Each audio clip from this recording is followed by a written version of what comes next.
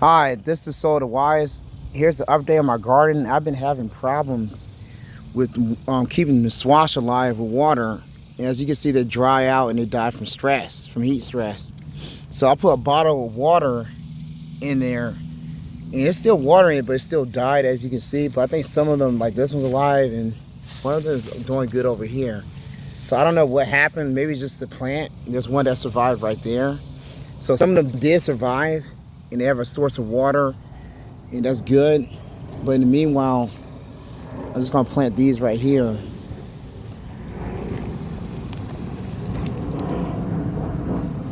and hopefully they come up.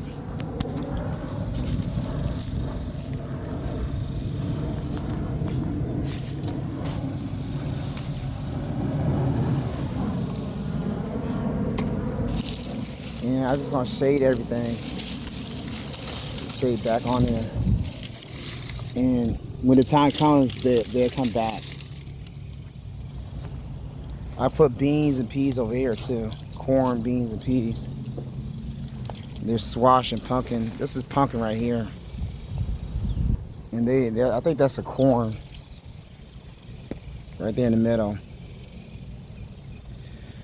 So I just wanted to show you all that little trick. I'm making more room for more plants to plant different things again. Over here it's supposed to be corn and squash.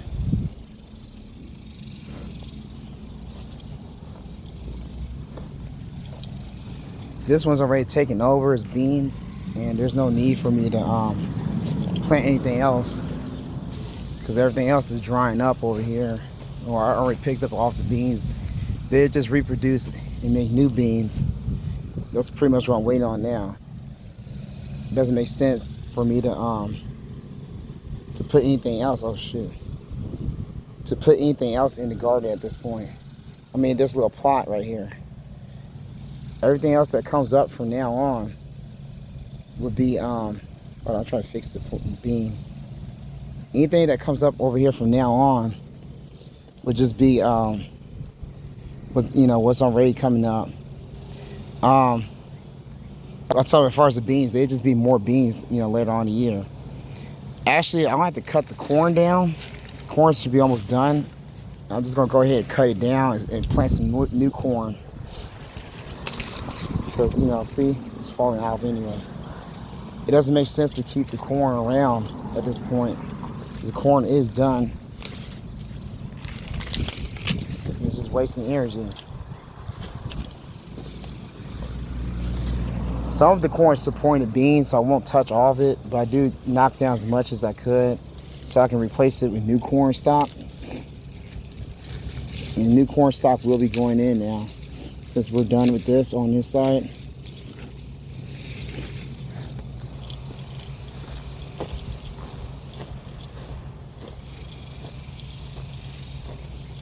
And yes, I've just planted a bunch of corn today. As you can see, there's squash planted too. So you will be seeing a surplus next week or next couple weeks. You'll be seeing a lot more corn, okra, and squash.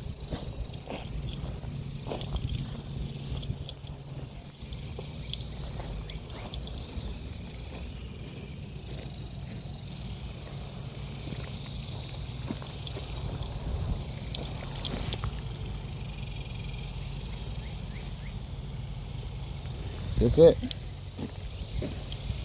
You got peppers right here.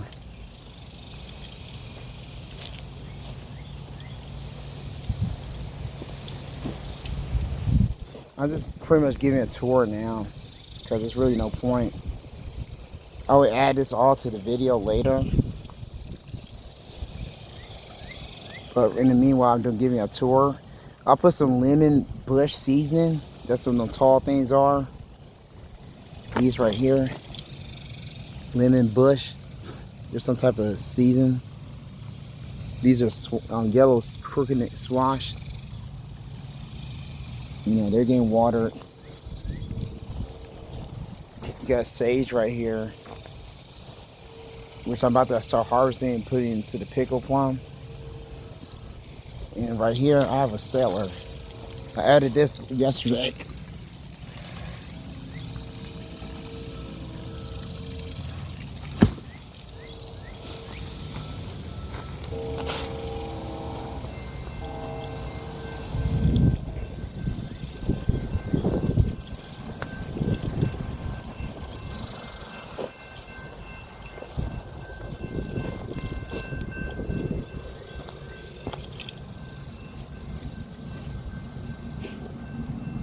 There we go.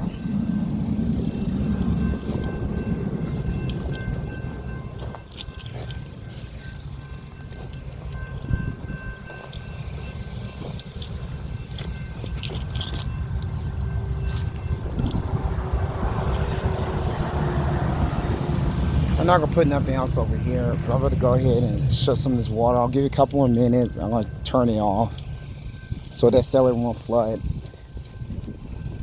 The whole point of cellar is to store food and to hold the plants in the winter time. You know, plants that are perennials like pepper plants, I could put them in the ground, sit and let them stay dormant instead of keeping them, you know, inside a house or putting them in the greenhouse. I think I will try to get a greenhouse, but I went ahead and dug the cellar ahead of time just in case that I won't have time or it's too cold in the wintertime or fall to dig a cellar. So I did now before I go back to work. I should be starting work soon, so that's why I dug the cellar out now. And in the future, you put the peppers in the cellar, and they would stay dormant in the cellar all winter. Then you put them back out in the plots in the summer. I mean, in the spring. And they have the advantage because they're more mature plant. And that's if I don't get a greenhouse. Or if anything happens to the economy, we might not be able to get a greenhouse. I do want 2 or 3 greenhouses to put on each plant. If I get a greenhouse on this one and this one right here. So one right here. Not so much, that's a perennial. But I do got pepper plants here. I want one right here, and maybe one right there. These are papayas. Anywhere that I got stuff like okra, papayas, or peppers, that's what I wanted. The reason why you put it right here, because I mean papayas grow all year long, they're exotic, but also because here you go. I don't leave that on.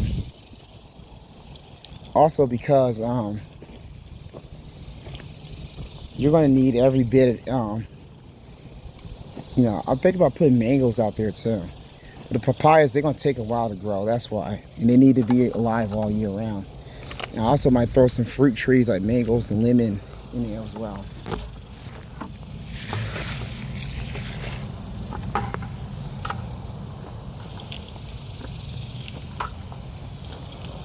There we go.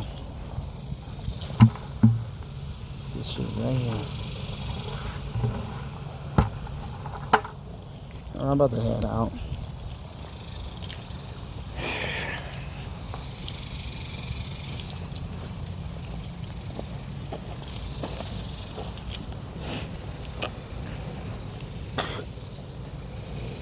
Everything's in check and in place where it's in the order it should be.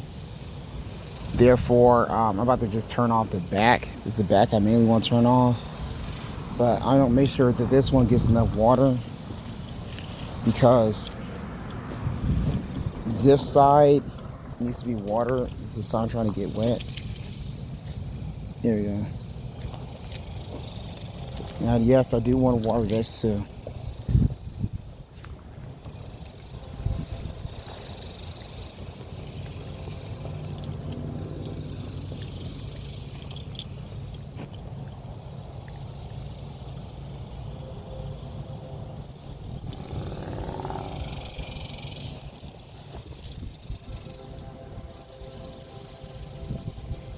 Also, I got tomatoes. I put them in clay, put all this dirt on top of the tomatoes to keep it, so you can start rooting more, to make the root system stronger, so I can produce more fruit, especially in this heat. I figured that trick out. So when the tomato plant's dying or stressed out, just tip it over, cut the stems off, put some dirt over it, and that way that reestablish the plant. It has no choice but to grow in the soil because it's going to root and it gets bigger and stronger. Some of these tomatoes have to be I'm gonna have to not only prune them, but I think I'm about to have to come through here and prune. But also gotta I think I'll do the same thing over here. Get some dirt and pile the dirt on top of them to get them more healthy and to get them to start fruiting because they're not flowering. And I like to look up to see because they look kind of sickly. It's not blight. I think it's some fleas beetles. So I'm gonna have to come by and treat them. But I see a lot of new leaf foliage right here. But I'm gonna come by and try to treat them. And I'll treat them and try to get them to do better. And because I don't have to, I think you use like powder or you can use neem oil to treat the flea beetles. And when I do that, that should be able to get rid of the pest problem. And how you know you have flea beetles, you're gonna see these little holes. See these holes in the plant? That's how you know you have flea beetles. They come out at night and they attack nightshades. Because you can find them, but it's hard to see them usually. So I'm gonna have to treat that because that might be the reason they're not producing. This one got flower heads. And I'm gonna have to treat that. I'm gonna probably put a bunch of sand over the old foliage, the stems and stuff. Try to get it to respond better so it can regenerate.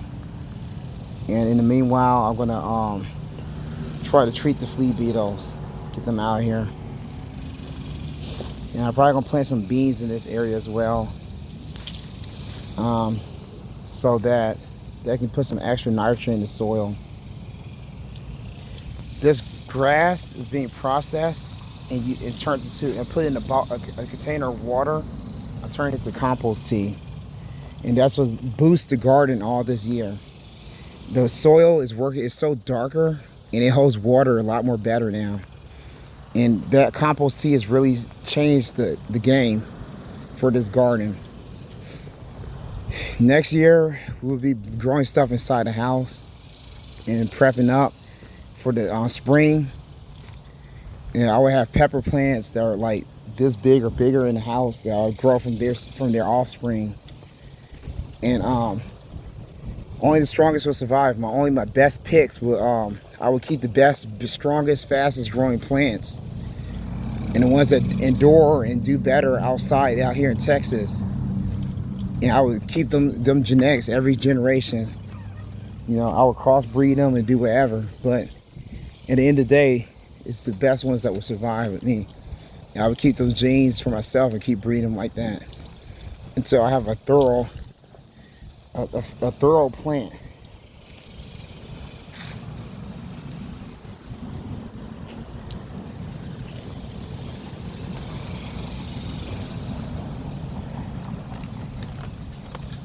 All right, because pretty soon it's time for me. I gotta go check on something, and that's about all I can tell y'all today. We're doing good all summer. I've been actually taking the plants. I'm about to get my driver's license, by the way. I'm about to get my plant. I mean I'm about to get the what's that? I'm about to work at 2 new jobs, which is Panda Express and all that. And I have been pickling the plants I've been harvesting. Right now we're not in an emergency, but I just want to learn the art of pickling. And after I taste them and see how they came out, let me know if y'all like them. I mean, if you like me to teach you how to pickle plants, and I would tell y'all my recipe or show you the process of pickling vegetables. After this, I will be making vinegar. I mean, I would be making like barbecue sauce and ketchup. So there's different things, that I'll be trying out. Different sauces. I'm not supposed to talk about this, but I also know how to make wine. So I might tell you how that process as well. I might actually mix the wine with the ketchup, just to see how that comes out. So You know, there's several things I can do. You know, as far as this, I know how to make good ice cream with the passion fruit. That's why I want to grow my own passion fruit. You know, as you can see, that was the whole point of introducing my own passion fruit, so I can, you know, have the monopoly on the vines. I don't have to have no competition. I can grow and produce my own ice cream. That was the whole point of that. And my secret recipe is brown sugar and sugar. So, with the, you know, if you're not allergic to passion vines, it shouldn't be an issue. Now, for now, I'm going to turn this back off because I can't leave it like that. It's going to fill up that cellar.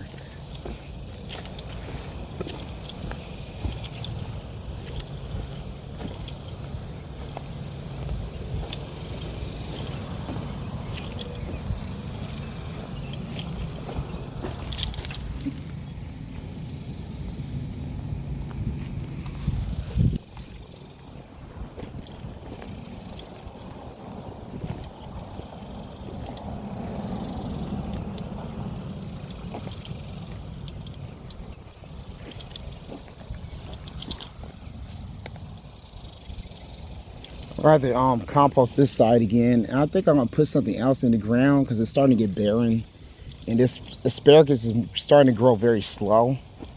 So I'm gonna compost tea this, and I'm gonna put some other stuff in the ground to make it more fertile. The soil is starting to dry up over there, and that's another trick. You always want to keep stuff in the ground, especially perennials, because you can plant stuff around the perennials. Because during the summer or in the winter time, the soil will become barren when there's nothing in the soil. That's when you get the unhealthy, dry soil like dust. So to get it like this, you always have to have stuff in the ground. You got to keep it moist and compost. And the only way is to keep perennials like this in the ground. They keep a permanent, perennials, they keep the soil permanently healthy because the organisms feed off it and they feed them. So you want to keep a cycle of stuff in the ground at all times. This is Soil of the Wise, Richard, poor work protection free. Work smarter, not harder. Peace.